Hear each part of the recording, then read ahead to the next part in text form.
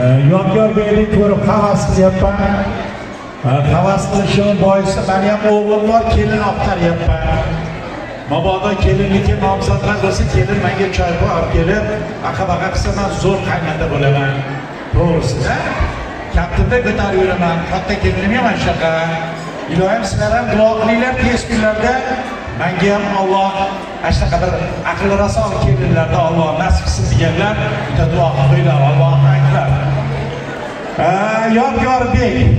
Yodgorbek, Irodaxon, bugun sizlar uchun juda ham boshqacha kun. Boisi necha yilga orzu ushalib, xonadonga kelin olyapti.